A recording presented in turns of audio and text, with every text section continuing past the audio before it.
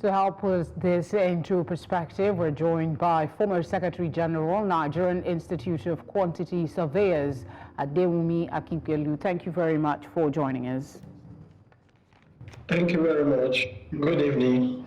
Thank you for having me. It's a pleasure. Thank you for speaking with us as well.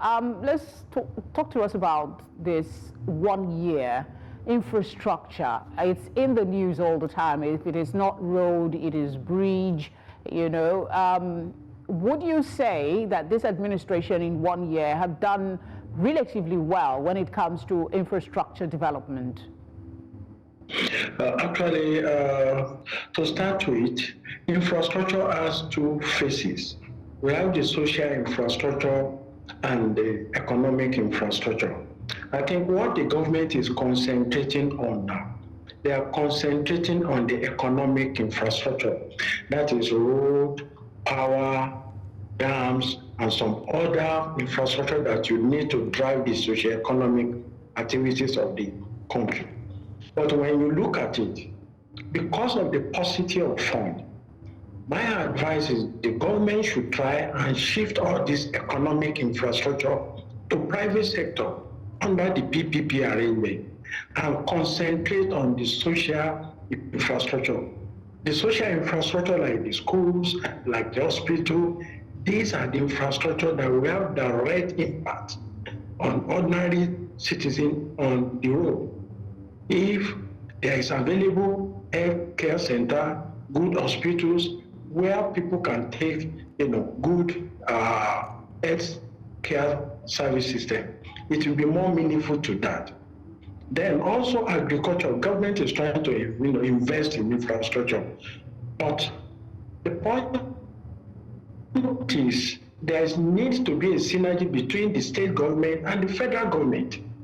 All the gains from the removal of subsidy, I think the government needs to find a way of thinking outside the box, find a way of deploying this money into infrastructure that will have direct impact. Road, by the time you look at it, yes, it is good infrastructure, but does it have direct impact on the people? No.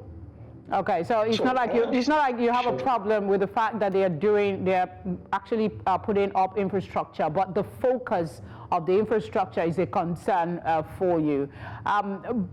Let's look at the controversy that has come up with some of these major constructions that have the government has undertaken. The one that readily comes to mind was the landmark event. New Central actually had a town hall to discuss the offshoot and concerns of landowners in that area. What would be your assessment of how the government has managed controversies that come up from some of these infrastructure developments that have impacted standing infrastructure and people's investment? You see, the coastal road, there's one thing you need to look at. Every administrator has 4 years to deliver whatever they want to deliver.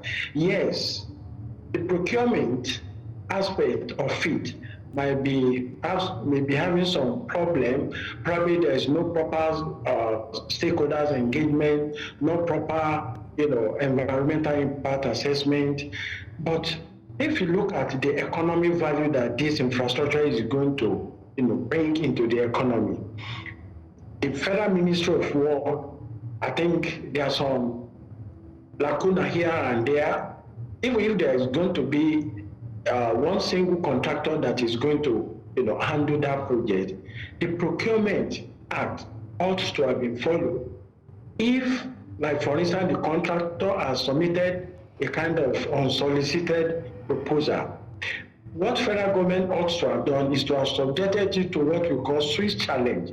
Invite other contractors to tender for the job, and then you can now give first right of refusal to the contractor that is handling it. By then, we will have carried other people along, stakeholders engagement, environmental impact assessment must have been done through market sounding. And I'm sure the federal government must have learned their lesson in that phase one. Subsequent one, they should follow the Procurement Act so that there will be transparency, there will be accountability. But on the overall, that infrastructure is needed because of the economic impact that it's going to have on our economy. Adewunmi, thank you for speaking with us. Thank you very much.